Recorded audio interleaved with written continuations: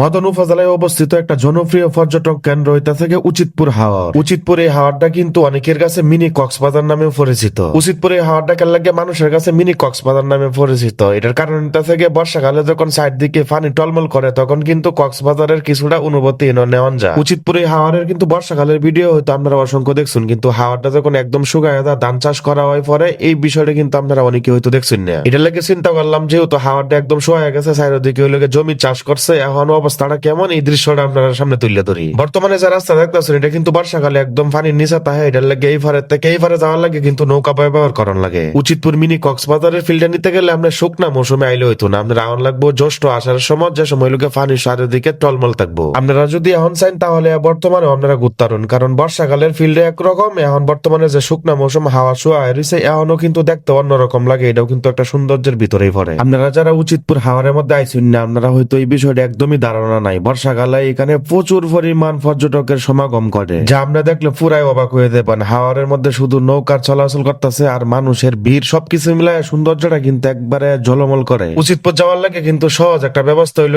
Netrokona Madan bus stand আপনার CNG auto অথবা বাস দিয়ে কিন্তু সরাসরি আপনারা যেতে পারবেন উচিতপুর। উচিতপুর আপনারা কেলা গেছেন অবশ্যই কমেন্ট সেকশন লিখে জানাবেন। যাই হোক, আল্লাহ তাআলা আপনারা বালারাও সুস্থ রাখ, উপাধক নামাজটা দেখুন, যে নামাজটা দেয় না করলে কিন্তু ফেরেশতারা ঠান্ডা মারে ঠান্ডা করে বলবো। এটা তো আমার সব আপনার যত বড় প্রেসিডেন্টের ফলো হয় না করে।